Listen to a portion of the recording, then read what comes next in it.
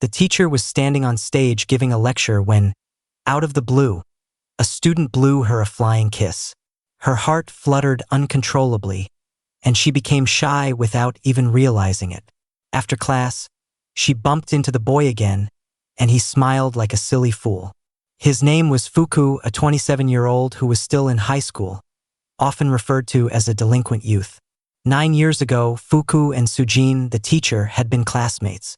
Back then, Fuku was the worst student in school, a complete academic failure, yet he was the school heartthrob, constantly receiving love confessions from junior girls. Sujin, on the other hand, was beautiful and the top student in class. To boost grades, the homeroom teacher implemented a study buddy system, promising full marks to the most improved group.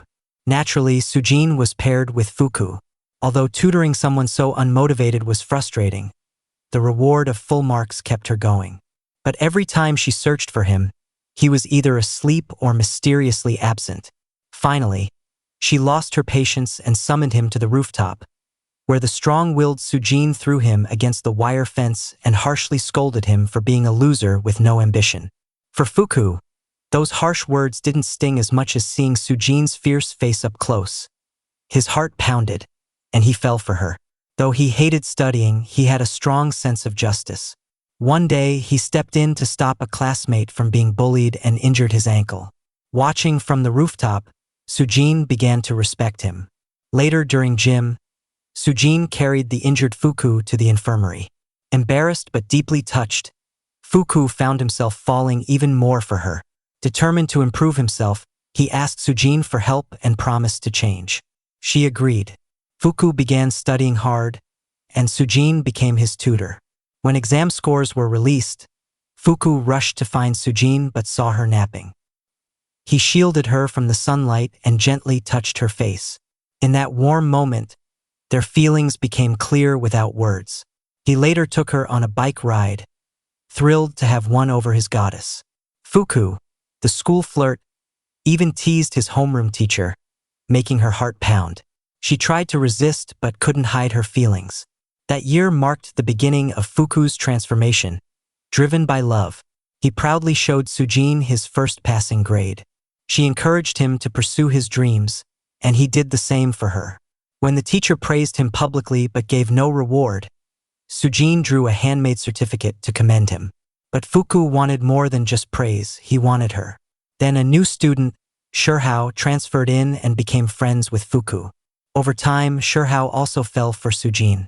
Jealous of Fuku and Sujin's closeness, he leaked Sujin's secret, causing her public humiliation. Shurhao feigned ignorance and blamed Fuku. Though Sujin didn't believe it, Fuku still confronted Shurhao. Unfortunately, Sujin overheard and was heartbroken.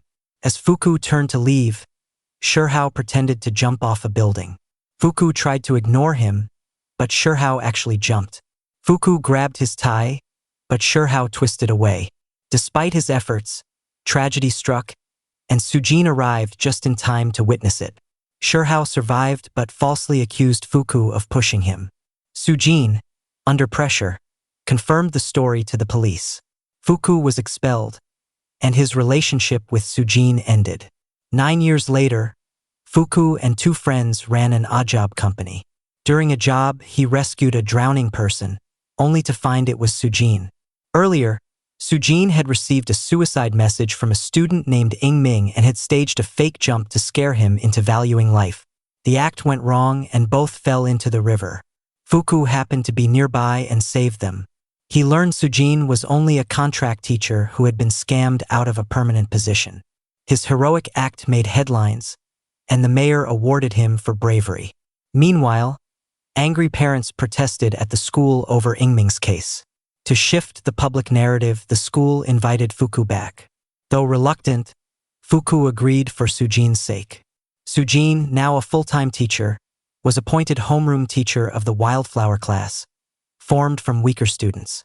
When she saw Fuku's name on the roster, she was furious but couldn't refuse. Fuku mocked her for benefiting from his reputation. Emotions flared, and Fuku accused her of ending things unfairly, unaware she never knew the truth about Shurhao. Determined to clear his name and rekindle their love, Fuku joined her class. That day, he stopped a bully from attacking a classmate. Later, when Yingming had an emotional breakdown and locked herself in a glass room, Fuku smashed the door to rescue her. Some parents were alarmed by his actions and demanded expulsion. At the disciplinary hearing, Sujin defended him, arguing that his intent was to protect. She promised to take responsibility if he slipped again. Later, Fuku dropped a note in front of Sujin. She smiled upon reading it. Perhaps their story wasn't over. Despite opposition, Sujin vouched for him and Fuku stayed. Student Wan, once in the elite class, was moved to Wildflower and became Fuku's desk mate. One day, Sujin noticed that student Shang Yu had missed 3 days. After learning she worked at a bar to support her family, Sujin went there and ran into Fuku. Together, they saw the bar owner refuse to pay Shang Yu. Sujin scolded him and got pushed. Fuku caught her and held her close. When the owner shoved them again, glass shards cut Fuku's face. He used it as leverage to force the owner to pay Shang Yu. The owner was threatened with assault charges, forcing him to pay Shang Yu what he owed. Shang Yu was deeply touched by Fu's actions. Just as she was about to leave, Sujin gently held her hand, revealing she truly cared about Fu. Then she let go and quietly reminded him to be careful. Later, Sujin sat alone in a convenience store, drinking away her sorrows while recalling the moment Fu grabbed her wrist, which had made her heart flutter. Her constant murmuring concerned the store clerk, who ended up calling Fu, but thankfully he didn't answer. Meanwhile, Wei Hao found Sujin drunk outside. As he drove her home, she unexpectedly lay down on the car hood and Wei Hao lay beside her. In that moment, their feelings blurred again. But Fu, thinking Sujin had called him because something was wrong, witnessed the scene from a distance and was left heartbroken. The next day, at the gym doing school service, Fu encountered Shi Hao practicing fencing. Bursting with rage, Fu mocked her and a fight nearly broke out. Even with his wooden sword broken in half, Fu still had the upper hand. However, Sujin arrived, misread the situation, and scolded Fu while Shi Hao wore a smug look. Fu angrily questioned Sujin but ultimately had to watch her walk away, repeating the heartbreak from 9 years ago. Once again, she pushed him to rock bottom and Fu began to wonder if returning to school had been a mistake. Meanwhile, a girl suddenly slammed down her chopsticks and dumped another student's food, angrily shouting. Jimming stood up for Fu, but the label of juvenile delinquent stuck. As Dongying comforted Jimming, another student insulted Fu, causing further chaos. Hearing his name echo repeatedly, Fu finally declared, "I'm starting over, like a student from day one." Sujin was shocked, nearly breaking down emotionally. After they reconciled, Fu slept soundly, wearing a love-struck smile and returning to school full of energy, even acting giddy while eating. When Sujin came to class and didn't see Fu, she blushed like a schoolgirl. That night, Fu brought a lavish midnight snack to her home. Though she refused at first, she later sneaked the food inside, unaware Fu saw it all. Determined, Fu passed her a note in class to confess. Though she pretended to dismiss it as childish, she showed up only to panic at the heart-shaped candles over fire safety. Fu suddenly appeared, confessed his love, and presented a ring he had prepared 9 years ago. It didn't fit. "Did you gain weight?" he asked. "Yes, I got fat," she replied. "That's great," he beamed, then handed her 100 roses. The two went on a happy street date, only to run into students. Sujin panicked and pulled Fu behind her, but he found it thrilling. Unbeknownst to them, someone was secretly following Shi Hao. Still obsessed, he confessed again, but Sujin firmly rejected him, saying, "I've always loved Jiang Fu. 9 years ago, your lies tore us apart. I'll protect him for the rest of my life." Enraged, Shi Hao threatened her. "Is that all you think I can do? If I didn't act this way, would you ever notice me?" At home, his mother sensed something was wrong and warned him not to get emotional over a mere teacher. Shi Hao snapped, yelling, "Don't touch me. If you do, I'll destroy everything." Then, after eating abalone soup, he began vomiting. He had a severe shellfish allergy.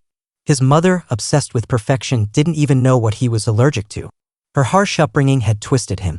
After learning Shi Hao had confessed and been rejected, his mother planned to intervene, but Shi Hao finally rebelled. He reinstated Jin Mingho, a corrupt administrator. Sujin was deeply uneasy. She had once given Jin Mingho 50 million won for a promotion. Fu confronted Wei Hao and warned, "9 years ago, you tore us apart. No trick now will stop us." That night, Sujin confessed Shi Hao had proposed again and might use Jin Mingho to stir trouble. Fu offered to drop out, but Sujin refused. Later, she took the drunk Fu home and confessed their relationship to his mother. Instead of outrage, his mother felt sorrow for what Sujin had endured. Sujin ended up staying the night. The next morning, Fu was shocked to see Sujin having breakfast with his family. Even they could feel the warmth between them. That evening, as Fu walked Sujin home, he tried to flirt and collect a reward, asking to settle a debt. She told him holding hands was the most he'd get, but when they lay down, Fu's hands wandered. He even faked sleep to tease her, leaving Sujin flustered. In class, Fu kept glancing at Sujin, love clearly in his eyes. But secrets don't last. One day, Fu visited Sujin in the office. Things grew intimate until the door burst open. It was Shengyu. The moment exposed their relationship. Shengyu teased Fu, who later bribed him with snacks in exchange for silence. Touched by Fu's sincerity, Shengyu agreed.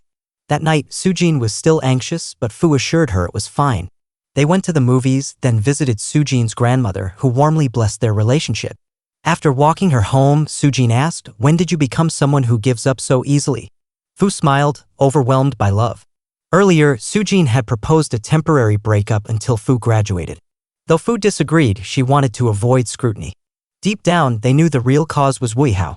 He tried transferring the wildflower class elsewhere, and when teacher Park resisted, he was fired. Sujin cried in frustration. Park, their old mentor, had always supported their love. Fu wanted to drop out, but Park stopped him.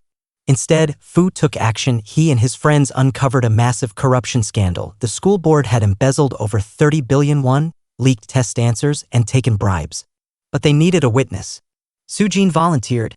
Fu begged her not to, fearing it would end her career, but she stood firm. She exposed the cheating system by altering answers on a test. When a student named Kaming scored highest with unusually advanced answers, suspicion arose. Kaming fled to the rooftop, ashamed.